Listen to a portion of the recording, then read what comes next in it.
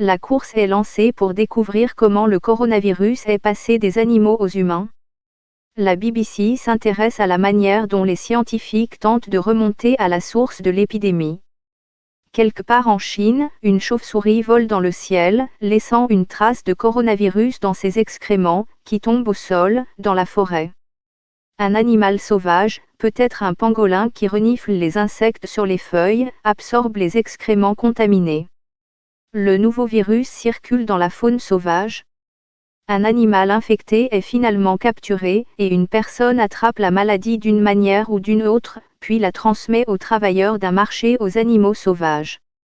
Une épidémie mondiale est née. Les scientifiques tentent de prouver la véracité de ce scénario alors qu'ils s'efforcent de trouver des animaux sauvages porteurs du virus. Trouver la séquence des événements est un peu un polar, déclare le professeur Andrew Cunningham de la Zoological Society London, ZSL. Une série d'espèces animales sauvages pourrait être l'hôte, dit-il, en particulier les chauves-souris, qui portent un grand nombre de coronavirus différents. Comment le coronavirus affecte l'organisme ? Guérison du premier Africain contaminé par le coronavirus. Des manifestants ukrainiens attaquent un bus de personnes évacuées de la Chine. Que savons-nous donc des retombées, comme on le dit dans le commerce ? Lorsque les scientifiques ont déchiffré le code du nouveau virus, prélevé sur le corps d'un patient, des chauves-souris en Chine ont été impliqués. Ces mammifères se rassemblent en grandes colonies, volent sur de longues distances et sont présents sur tous les continents. Ils tombent rarement malades eux-mêmes, mais ont la possibilité de propager des agents pathogènes sur de grandes distances. Selon le professeur Kate Jones de l'University College London, il est prouvé que les chauves-souris se sont adaptées aux exigences des longs vols et qu'elles réparent mieux les dommages causés à leur ADN. Cela pourrait leur permettre de faire face à une charge virale plus importante avant de tomber malade, mais ce n'est qu'une idée pour l'instant. Si l'on considère leur mode de vie même, elles contractent un large éventail de virus, déclare le professeur Jonathan Ball de l'Université de Nottingham. Et comme ce sont des mammifères, il est possible que certains d'entre eux puissent infecter les humains, soit directement, soit par le biais d'une espèce hôte intermédiaire. La deuxième partie du puzzle est donc l'identité de l'animal mystérieux qui a incubé le virus dans son corps et qui a peut-être fini sur le marché de Wuhan. Le pangolin est l'un des suspects. Ce mammifère écailleux, dont on dit qu'il est le mammifère qui fait l'objet du plus grand trafic au monde, est menacé d'extinction. Les écailles de cet animal sont très recherchées en Asie pour la médecine traditionnelle chinoise, tandis que la viande de pangolin est considérée comme un mets délicat par certains. Des coronavirus ont été découverts dans les pangolins, certains affirmant qu'ils sont proches du nouveau virus humain. Le virus de la chauve-souris et le virus du pangolin auraient-ils pu faire l'objet d'un échange génétique avant de se propager à l'homme ? Les experts sont prudents quant aux conclusions à tirer. Les données complètes de l'étude sur les pangolins n'ont pas été publiées, ce qui rend l'information impossible à vérifier.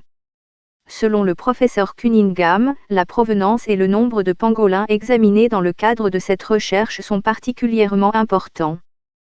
Par exemple, plusieurs animaux ont-ils été échantillonnés directement dans la nature, auquel cas les résultats seraient plus significatifs, ou un seul animal provenant d'un environnement captif ou d'un marché humide a-t-il été échantillonné, auquel cas les conclusions sur le véritable hôte du virus ne pouvaient pas être solidement établies.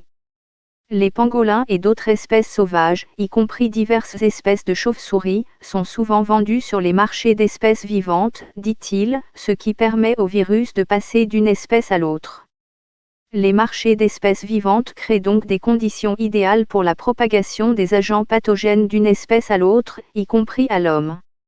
Le marché de Wuhan, qui a été fermé après l'épidémie, comportait une section réservée aux animaux sauvages, où des espèces vivantes et abattues étaient en vente, y compris des parties du corps de chameaux, de koalas et d'oiseaux. Le Guardian rapporte qu'un inventaire d'un magasin répertoriait des bébés loups vivants, des cigales dorées, des scorpions, des rats de bambou, des écureuils, des renards, des civettes, des hérissons, probablement des porcs-épics, des salamandres, des tortues et des crocodiles. À notre connaissance, les chauves-souris et les pangolins n'étaient pas répertoriés, mais les autorités chinoises disposeront de renseignements sur les animaux vendus, explique le professeur Ball. Si les retombées se sont produites une fois, vous voulez savoir si ce genre de choses peut se reproduire ou non, car c'est important du point de vue de la santé publique, dit-il. Il faut donc savoir exactement dans quelle espèce animale le virus se trouve et quels sont les risques qui ont provoqué cette contagion. Bon nombre des virus que nous avons connus ces dernières années ont été transmis par des animaux sauvages. C'est l'histoire du virus Ebola, du VIH, du syndrome respiratoire aigu sévère, SARS, et maintenant du coronavirus. Selon le professeur Jones, l'augmentation des cas de maladies infectieuses provenant de la faune sauvage pourrait être due à notre capacité croissante à les détecter, à la connectivité croissante entre eux ou à l'empiètement accru sur les habitats sauvages, ce qui modifie les paysages et met en contact avec de nouveaux virus que la population humaine n'a jamais vus auparavant. Si nous comprenons les facteurs de risque, nous pouvons prendre des mesures pour éviter que la toute première infection n'ait lieu sans nuire aux animaux sauvages, déclare le professeur Cunningham. Les défenseurs de l'environnement s'efforcent de souligner que si les chauves-souris sont considérées comme porteuses de nombreux virus, elles sont également essentielles au fonctionnement des écosystèmes. Les chauves-souris insectivores mangent d'énormes quantités d'insectes tels que les moustiques et les parasites agricoles, tandis que les chauves-souris frugivores pollinisent les arbres et répandent leurs graines, précise le professeur Cunningham. Il est impératif que ces espèces ne soient pas éliminées par des mesures de contrôle des maladies mal avisées. Après le SRA en 2002-2003, causé par un coronavirus très similaire à celui qui émerge actuellement en Chine et au-delà, il y a eu une interdiction temporaire des marchés d'animaux sauvages. Mais les marchés ont rapidement repris en Chine, au Vietnam et dans d'autres parties de l'Asie du Sud-Est. La Chine a de nouveau suspendu l'achat et la vente de produits d'animaux sauvages, qui sont couramment utilisés pour l'alimentation, la fourrure et dans les médecines traditionnelles.